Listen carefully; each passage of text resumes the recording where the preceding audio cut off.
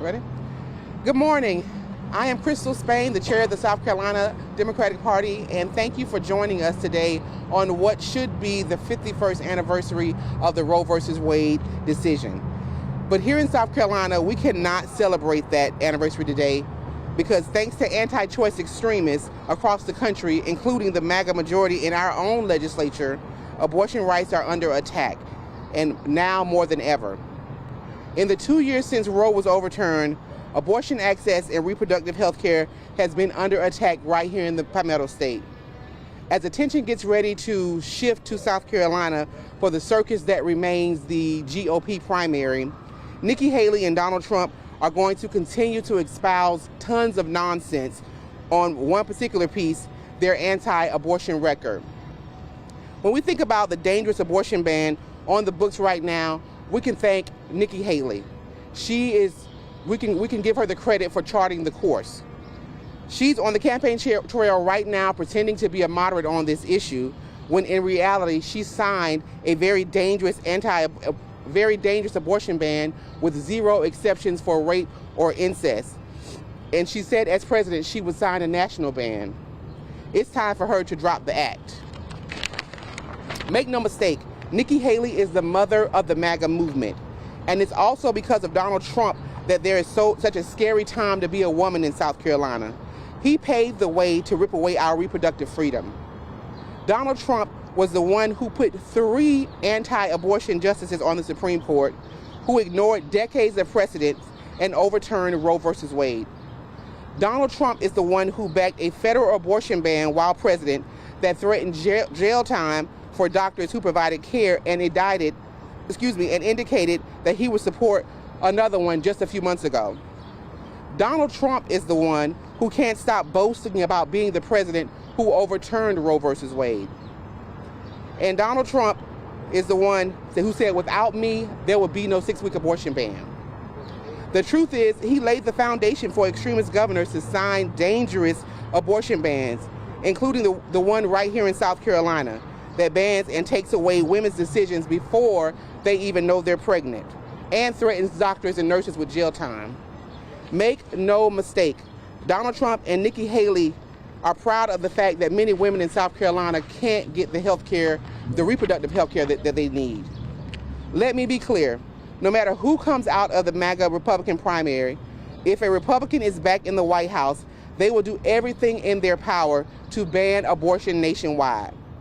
But Democrats are fighting back to protect our access to all reproductive health care options. President Biden and Vice President Harris are fighting to codify Roe v. Wade and restore reproductive freedoms across the country to millions of women impacted by Trump's abortion bans. That's why it's so important that we re-elect them again. We know what's at stake, and we'll never stop using every tool to call out Trump and Nikki Haley for their records. Remember, there is no daylight between them on these issues.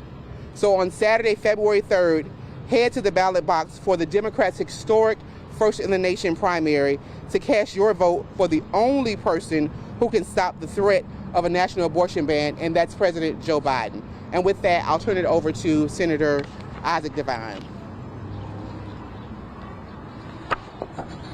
Good morning, everyone, and thank you, Crystal, for inviting me to join you here today.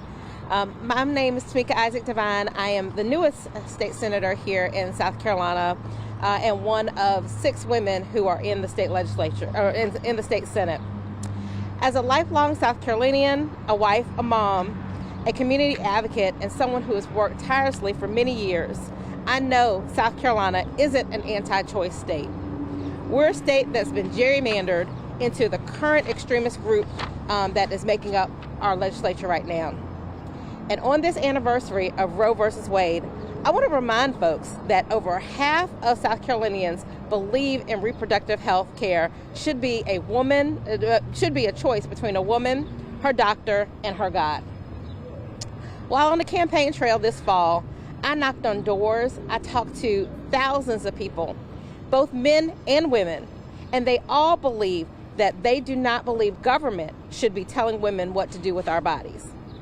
But instead, A majority of extremists in the South Carolina legislature have banned abortion before many women even know they're pregnant, and passed legislations and are threatening to pass legislation that threatens doctors and nurses with jail time for doing their jobs. But the truth is, an extreme 6-week ban like the one here in South Carolina is because of Donald Trump, as our chair has said. Donald Trump brags about nominating 3 justices who voted to overturn Roe versus Wade. As we think about where we are today, we currently have a Supreme Court that no matter what Americans believe should happen, they are making policy from the Supreme Court, from the bench. But today, on the first day of early voting here in South Carolina, we have an opportunity to make our voices heard. We know that elections have consequences, and the consequences of electing Donald Trump got us to where we are now. So to me, I think it's prophetic that the first day of early voting is also the day that we should be commemorating 51 years of Roe versus Wade, a law that has been in effect my entire life, but a law that now that it's been overturned affects the lives of my daughters, my sister's daughters, and everyone else that has children growing up here in America. Donald Trump has made it possible for the rhetoric to become a terrifying reality here in America, a terrifying reality here in South Carolina. When we have healthcare deserts, when we have people who don't understand reproductive freedom and don't have access to reproductive health care here in South Carolina. Women in our state are being forced to carry pregnancies to term that they know won't survive. And Trump owns this. And Nikki Haley is no better. As our chair has said, she paved the way for South Carolina's current abortion ban after signing a ban with no exceptions for rape or incest when she was governor. This presidential campaign is not about going backward. It is about the election that will help us move forward. President Biden and Vice President Harris will fight to codify Roe versus Wade. And here in the state of South Carolina, I will work with my sister senators as well as our colleagues in the House to make sure that we are passing laws here in South Carolina and moving forward to a healthcare system that protects all women and children. And that starts with making sure that instead of taking away our rights, we are making sure that we enhance access to rights in South Carolina, that we enhance access to reproductive freedom and reproductive health care, that we have laws that take care of our women and children and not threaten even women with jail time if they have an abortion. And so on this day that we are thinking about what would have been if we did not have a Supreme Court that has struck down Roe versus Wade, we have a choice. We have a choice between a former president who is continuing to advocate for extremist views, or for a president and vice president who will do everything they can to protect access to reproductive health care and safeguard patient privacy, even if Republicans want to attack them. And so the choice in 2024 is more rights versus fewer rights, more freedom versus fewer freedoms. Women in South Carolina and states across the country with bans in place know just how dire the consequences that this choice can be. And that is why we need to stay laser focused on ensuring that President Biden and Vice President Harris not only get reelected, but that we get them a Congress that will help us codify Roe versus Wade. And then here in South Carolina, we will fight every single day in this state house to make sure that reproductive freedoms are not just protected, but they are truly the rights of everybody here in South Carolina. And now I would like to introduce the chairman of the congressional, speaking of the South Carolina Legislative Black Caucus, Representative Dr. Ivory Thigpen. Thank you so much. Let me begin by thanking both of these ladies for their leadership on this so important issue. Chair Spain, Senator Isaac Devine, we know that this is a topic and a subject that matters to so many people, not only across this city and state, but across this country. And as we stand here under a shadow being cast by the State House in the cold weather, it is not lost on me that there's an even wider and darker shadow that's being cast over our state because of the legislation that has been passed from this body. There's an even colder and chilling effect to the families, the many men and women who have been affected by really what is a compassionless legislation. I stand here before you denouncing the idea that this is only a women's issue. I am a man standing in full support of the women and those whose rights and access to health care have been denied. I am the husband to a woman. I am a father to 2 adult young ladies. And it goes without saying that government has no authority to intervene in the decisions between a patient and their doctor. The government has no authority to prevent access to health care, whether that's expansion to Medicaid or women's rights as it relates to this issue that has affected and divided so many of us. We must be clear and state loudly that government has no authority, but how dare it even have the audacity to intervene and deny what we all believe comes to every American, which is freedom and liberties and rights. So we stand here together in unison, lock arms, believing that we must focus on the things that bring us together and make our state better. We have 14 counties without OBGYNs, but instead of focusing on expanding access to health care and providing care and options for those who desperately need it, we'd rather focus on denying rights and excluding access and preventing people from living out whatever may be their dream or American lifestyle. So we must stand together on this, the anniversary of Roe v. Wade. We must be very careful that we do not allow politicians to turn back the hands of time. For there was a time when women could not vote. There was a time where women did not have rights, did not have access to health care, did not have say and decision over their own bodies. No one should be denied that. And if we are not careful, we'll see these rights more and more being taken away. I'm reminded of the statement, first they came for the unionists, then they came for the socialists, and the list goes on. And then finally, when they came for me, there was no one left to stand up for me. We must stand up for one another. On this day and every day moving forward, we must vote. The ballot is our answer. The box has always been the way that we make change. We must be the change that we want to see. Margaret Mead said it this wise: never doubt that a small group of thoughtful, committed citizens can change the world. Indeed, it's the only thing that ever has. Thank you for your time. We're happy to take questions. If you have them, just direct them to the person that you're talking to. Cheryl Mustaine, how's the efforts going in recruiting women candidates ahead of the legislative elections this year? It's going well, but we still have a lot more work to do. We definitely look to women to run, and it takes a little bit more, in my opinion, takes more effort to get a woman to run, and definitely more ask, but we're definitely looking to women to fill some of these vacancies. And as we saw in 2022, the Democratic House Caucus lost a lot of women during that election cycle, so we really want to bring women back to the legislature. Do you have a count you can share with us? No, I don't. Cheryl Mustaine, you spoke about how President Biden is our best hope for the future. Recent polls have shown he trails Donald Trump heavily.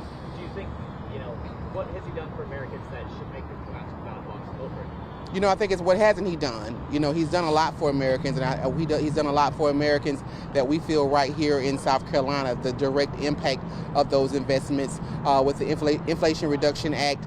We see the construction all around the country. If I had the resources, I'd put up signs all up and down the highways and byways that said, "Thank you, President Biden, for finally investing in our crumbling infrastructure." The HBCU investment that I can't tout loud enough. South Carolina is home to 8 HBCUs, 7 which are private, who have historically been underfunded. This investment gives them access to this funds that they've never had before. So I can go on and on about things that matter. Removing the lead pipes. You know, right in my own community, our pipes were removed recently, and I've been telling folks, even though the water quality wasn't bad, there was no water pressure. And 3 weeks ago, I took the best shower I've had in two years. So thank you, President Biden, for bringing those funds to South Carolina. And the list goes on and on. We could probably talk all day about what President Biden and what Vice President Kamala Harris have done in the very short time that they've been in the White House. With one of the things that they've done would have been hallmark legislation for any president, but they have a list of things, including canceling billions of dollars in student debt. It just can't go understated. And Representative Dickman, a lot of your colleagues in the House of Representatives are very adamant on this abortion ban issue. Do you think this is their real feelings, or is this some political showmanship? I think that's a great question. I wouldn't dare speak for them, but what I will say, the climate that we live in now, many are more concerned about re-election than actually being statesmen or stateswomen and legislating for the good of the state as a whole. Regardless of the independent opinions that people may hold, we must be more than trustees. We must be representatives by name, and that is do what we believe is in the best interest of the state as a whole. It's interesting that we won't bring this to referendum. It's interesting that we won't let the people decide what it is that they feel is probable and feasible and manageable and logical. It's sad to say that sometimes on the floor of the House, logic and rationale are the first casualties of the day. But let me be very clear, again, as a healthcare provider, right? Again, hours in different anatomy, physiology, histology, embryology, endocrinology. When we legislate, the question that must be asked is who are the policy experts? Who are the stakeholders? What is the information that they give us so that we can make informed decisions to better the lives of South Carolinians? There is no way that we can honestly say with 14 counties without OBGYNs and us not prioritizing that we're trying to better the lives of South Carolinians. Doctors now fear performing emergency surgeries, nurses and staff giving life-saving, standard of care protocol procedures because they don't know whether or not they'll be sued or even worse, arrested. And in the 21st century, 2024, our healthcare providers and systems should not live under that type of threat. Oh, yeah. So this is maybe backing up this question a little bit, but with redistricting a couple years ago, shrinking Wenatchee more, kind of wondering how big this issue is going to play in trying to flip some of those more competitive seats with places where still build up roads. We're really going to have a very targeted effort in November. We know the races that we're going after. We don't have any top of the ticket races, so we're really going to be very targeted in our efforts to win back our House seats. We're going to release a list of races that we're going after. We're not going to be afraid. We're not going to be scared. We're going after those seats, and we're going to get them back. Last How question. important is it to have the young voters come to the polls, and what efforts are being made to get them interested in being a part of this election? Young voters are important, right? And the goal that I have is to do year-round voter engagement so that we can make sure that we're talking to all of our voters and that we're meeting all of our voters where they are. And sometimes for young voters that may be online, making sure that we have more of an online presence and that presence is also pushing back on all the misinformation that gets pushed around during the election cycle. But we definitely are really ramping up our efforts to talk to young voters across the state. Okay, that's all we have time for. Thank y'all. Thank y'all so much.